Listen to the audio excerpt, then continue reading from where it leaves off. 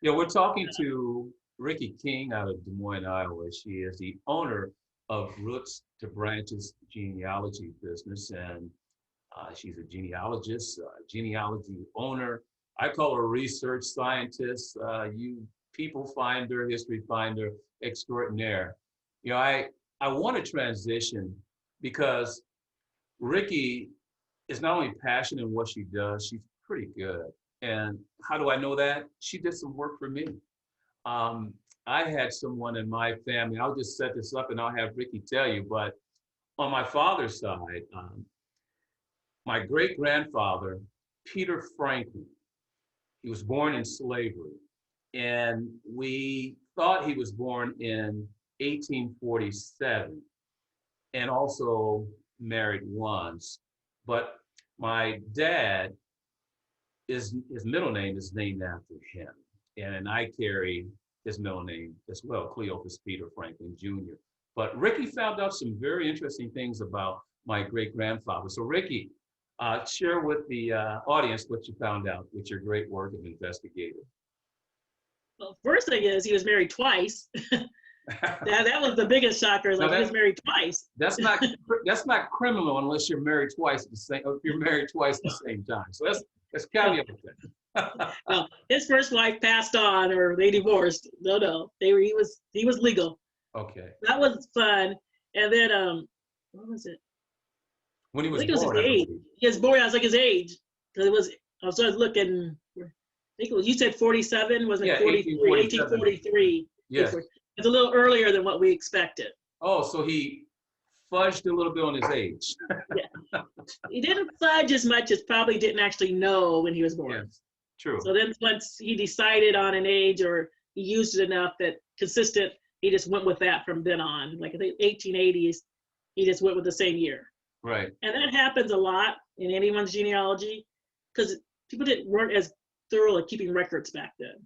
So they know about when they were born. So they usually, when you're doing research, if someone's 5 years older or 5 years younger, sometimes as much as 10, but it's usually about 5, you go on and can pretty much say that is the correct person because they didn't know how old they were.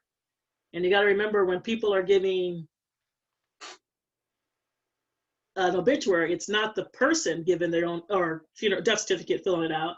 It's a secondhand information. So I might think you were born this time, and I just actually didn't have the real date. Okay. So the only record that can really prove your birth. Here's an example of a story. I give my own self on birth dates. I grew up believing my birthday was March the 6th, 1967. I'll give my whole age. So I'm 52 or 53. I can't remember how old I am. But anyhow, when I turned 18, I needed to get a passport and found out my birth certificate actually said I was born on March the 7th, 1967. Oh, amazing. You can see where it was erased out on it. Mm-hmm. And my mom growing up going, you were always born on your Uncle Michael's birthday, same day as Uncle Michael. And I was like, well, Uncle Michael told me he was born on March the 5th. So now my mom had me born on March the 5th. My school records and all that, Social Security card says March the 6th. My birth certificate says March the 7th.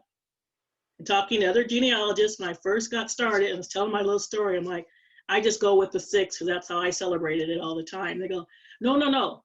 The first thing you have to do as a genealogist is prove your own birth date. You were there when you were born, but you can't remember it. So you have to go, your birth certificate isn't proof. Right. So I actually went and mom wasn't, I guess, proof either. I actually got the newspaper story. Okay. Luckily, it said my mom was admitted on March the 7th and had a daughter on March the 7th. So I know I was literally born on March the 7th. So let me go ahead and recap. March, you had 3 data points, 3 different dates. March 5th, March 6th, was it your cousin or your uncle? He's actually born on March the 5th. Oh, I missed 5th, that. Right. I'm sorry, I missed that part. He actually celebrates his birthday on March the 6th also. So neither one of us celebrate our birthday on the right day. Right. But we celebrate on the same day. Well, you talk about...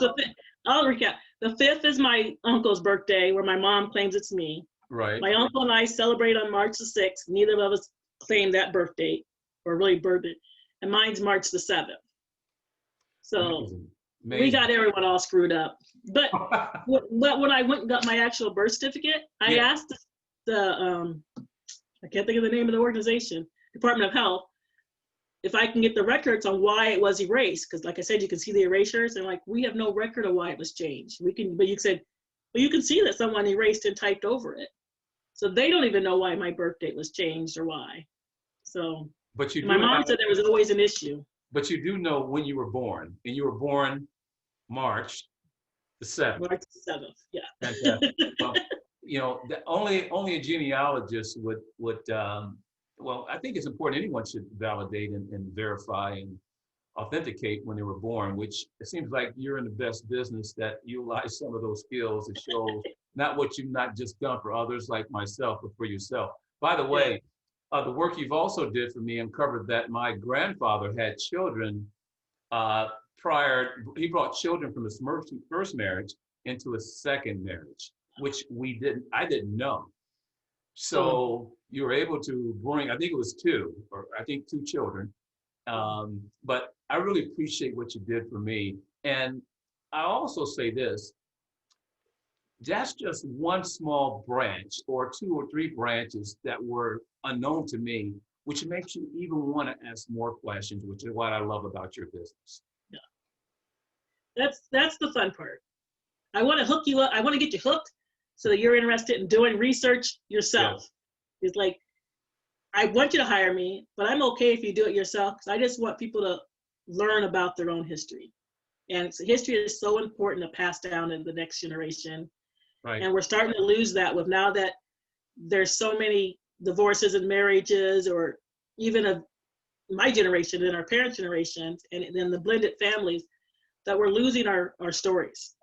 And that was, my grandma told a lot of family stories and wrote family little books. I'm lucky that way. Right. But not everyone is as lucky as I've been as lucky. And Well, that's why I've got my love of history, I think, is through her. well, you know what, Ricki, I think what you do is not just treasured, but a labor of love. It also provides great value and service to those that are looking to find more about themselves. And how would people find out more about your business if they would like to contact you and to get some assistance to find out on what additional branches or what additional roots are need to be uncovered? You can look me up at online at Roots to Branches Genealogy, and it's ROOTSTO, and then Branches and genealogy.com. We're also on Facebook, and I guess you can Google me too. I guess you can Google my business, Roots to Branches Genealogy, and find my website that way. A little trick that I'll tell you, because I ran for president of the United States this year. If you Google my name, Ricki Sue King or Ricki King, it should bring up a story about me, and you'll be able to find me that way as well and contact me. Well, that story, Ricki, was on the Iowa ballot for the 2020 presidential campaign. And I think you made some history there, Ricki, did you? Yep, that's why I ran. I'm the first Black in Iowa to make the Iowa ballot for running for president. There's a guy that ran in 1905, but he dropped out before his name made the ballot. So it was actually my cousin and I. So we're the first Blacks, first females to run in the party with the party, same party, and in Iowa. So we made our go. We made history and tried to promote people to get out there and vote. So we weren't looking for votes at all. Well, And we got them. You got some votes. Well, the thing is that you can talk about 2 and 3, 4 generations from now. They'll talk about, great, great, great, great grandmother, Ricki King. Did you know she ran for president? And someone probably Yes. no, she didn't. And of course, they would bring the actual ballot. So, matter of fact, I'd love to have one of those ballots if you got one. I can't. Sorry, I can't. You can Google it. Yes. Iowa Secretary of State's office. You can get a ballot online. Fantastic. I contacted them to get extra ballots, and they're like, we legally can't give ballots out even after the election. Ricki, one last question for you.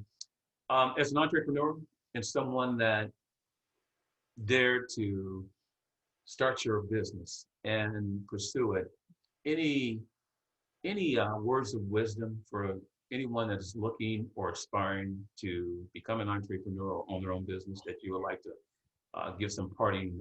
I'm sorry. I'm sorry. The system was going in and out, and I didn't catch your question. Oh, I'm You sorry. froze there for a second. Yes, my apologies. My question was, Ricki, uh, for a last piece of information with the audience as we close the interview, as a business owner and someone who dared to start your own business and retire early, but you're not retired. You retired from one place and that began Yes. the next chapter. Is there any information or any tips or any advice you would give to anyone that is looking to start their own business or become an entrepreneur based on your experience? The first thing I would say is come up with an idea. It doesn't have to be a solid idea, just come up with one. And what got mine more cohesive is AARP offers over 50, start your own business over 50. And it was a economic business center. I went and got help. Good. It's free help, but at least that's something to start. And then they help you create a business plan and work your idea through For free. for free. Yes. Repeat that. And don't just start your business and then go get the help. Get the help first, because you could waste money over here when you can do it for free to begin with. So that was my first thing that I did. The second was I asked people's help. Yes. Just, what do you think of this? Is this good? Will this work? And my first business idea I asked, there's a group called Big Dream, and you went anonymously. The people everyone there put up their dream, and we all wrote down if we thought it was good, if it would work, suggestions. And everyone liked it. It was great. And it probably would have worked longer, except it was to collect funeral programs and obituaries. It was such a good idea that the internet picked up on it, everyone across the country, and they started posting those for free. And now you can't even find a lot of funeral programs and obituaries. They're only online. So I had to change that scenario and write a business plan, a 5 to 10 year plan. I did that with my first business. And that 10-year just came up this year, so it popped up my memory thing. And a lot of what I wrote in that plan for the first business, I'm using in the second business, and I didn't even realize it. Because I didn't write that 5 to 10 year plan for this one. I did the regular business plan that organized. But at least it got my head thinking. And it's like, ask other professionals. If you know someone in the field that you want to work in, ask them. Genealogy is a hard one to get started in because, like I said, I went to all these classes. They've never had a genealogist before. So they could tell me, yeah, this kind of business works, that might work, but we love what you're going to do. We see it's going to work. And talk to everyone you can talk to. If they're related to your business, not related to your business, go to networking meetings. The Chamber of Commerce offers a lot of free things. Go to those, talk to people. There's always someone out there to help. Coincidentally, I'm back to John Deere, our former employer, but this summer, one of our people, the lawyer there, who knew I loved history and knew a little bit about me, he's on the State Historical Society of Iowa Board of Directors, or not directors, it's board, foundation board is what it is. Yes. He contacted me to see if I was interested in joining that board because he knew of my love of history. I never directly worked with this guy, but he's like, see, there's someone. And they've had this, I go to State Historical Society, I talk to the archivist, I talk to the curator, I talk to anyone that comes in there. I probably want me to stop talking because I can't get the research done. Sometimes I don't get any research done. I'm so busy talking because I enjoy other people's stories. But they've asked me to do presentations for them. So just talking and networking. I don't like to say networking because it makes you feel like you're really working. I just say talk to people. It gets you somewhere in the next step. And like I'm branching out and going to be doing presentations now because someone else saw me doing this before I saw myself doing it, or I was too nervous to do it. But take those little bit of challenges. You can always say, tell them, this is the first time I've ever done this. I just want to let you know I'm not perfect, but I would love to try to do it. And they're willing to give you that chance. And that's all it takes is take the chance when the opportunity is given to you, take the chance. And if it doesn't succeed, next time make it better so it does succeed. Eventually you'll get there. That's great advice and advice I think anyone can use. I want to thank Ricki King, again, the owner of Roots to Branches Genealogy. She is passionate about her business. She's also very good at her business. I know that personally. And if you're looking for information regarding your history, your background, and your family, we know that there's Ancestry.com and other particular platforms that you can go research. I think you should probably do yourself a little wise choice and try to contact Ricki King. Ricki, thanks so much for meeting with us and being part of Coffee with Cleo. Until next time, happy researching. Thank you. Enjoyed your book too. Oh, thank you very much. I really appreciate that. Thank you, Ricki.